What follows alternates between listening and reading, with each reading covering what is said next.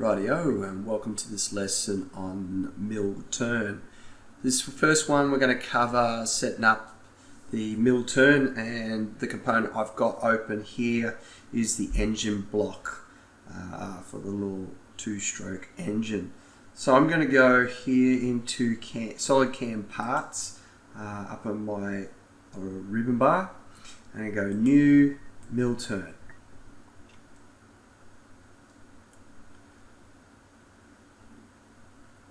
So the way I've got this set up at the moment, I'm going to use an external file, which is going to be a PRZ file, which holds all the information for the milling side of things. The CAD side will still be a SolidWorks part component, but the CAM side of it will be a PRZ file. It's going to use the same name as the CAM part, and I want it to save in the same directory, use the model file directory, which I've got it set up separately to where the rest of the assembly for this lesson here. Last of all, we're going to be metric. Unless you were born before July 74, you've got no excuse to use imperial. So I'm going to click the green tick here. Do have the option of clicking the green tick over here as well. I'll use this one. So I'll let SolidCam do its thing, and what it's doing is actually creating an assembly, which is the CAM part there. So nope, still thinking. Rightio. So now that I've got the CAM MillTurn there, just to double check, make sure you got MillTurn part up the top here. It's a bit of a pain in the ass if you accidentally selected just milling or turning when we really want this component to be both. There, I'm going to choose a post processor, so following the yellow brick road, I'm just going to work my way down the list here. So I'm going to use an Akuma Multus U4000.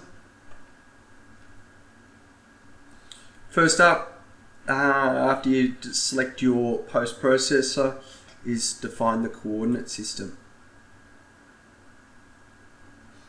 So whenever you're setting up a turning, any turning, you really want, you need to define the axis basically, and that's the center of this component here.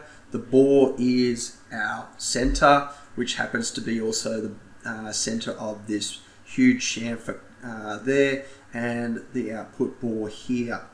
So before I select a face, what I want to do is place coordinate systems origin 2, and by default at the moment, or it's the last one that you select, it's top corner of model box. What I want is, I want it center of revolution face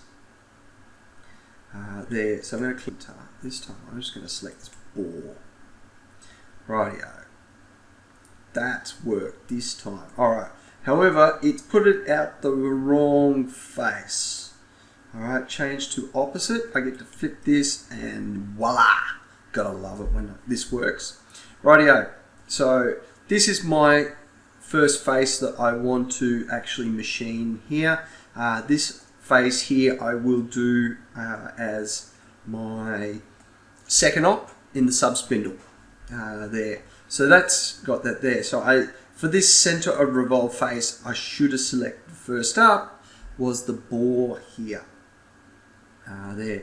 Now, I was hoping that the prism, the outside bounding box that it's generated from the stock size, the component size there, it would have had a slightly offset, which then would create an error, but it's not the case. So it is actually there. On that center bore, so it just happens to work out there. So that's where I want it. I don't need to flip it anymore.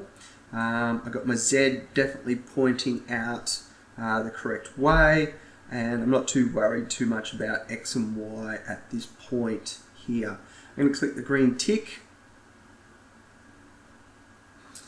Okay, now because this has a post processor that we've selected, has a sub spindle, SolidCam is automatically setting up the second Alright, coordinate system. There. So we do have our Mac 1 and our Mac 2 automatically set up. When it does do that, you get your coordinate system. It has automatically selected stock and target. I'm just going to double check these. We'll leave stock for the time being. I'll set that up in a separate video. But next one, I just want to check target.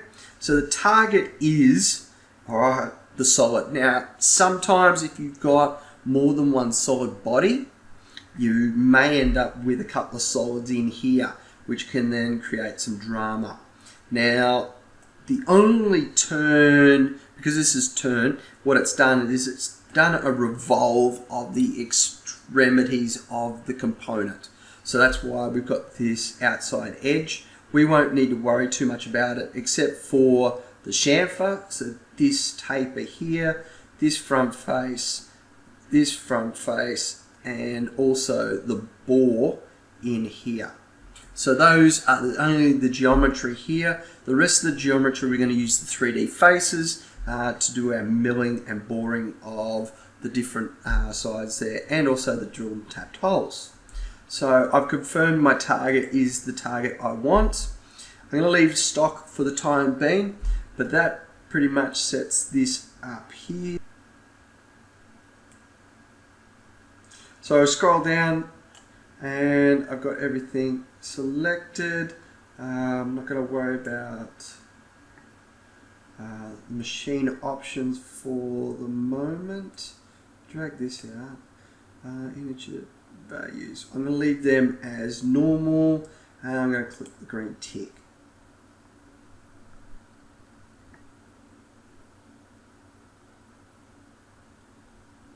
So that's got this part initially set up in the MillTurn part here. Next video we'll go through setting up the stock, and we'll go through a nice little hack technique of setting up the stock using a 3D model. There.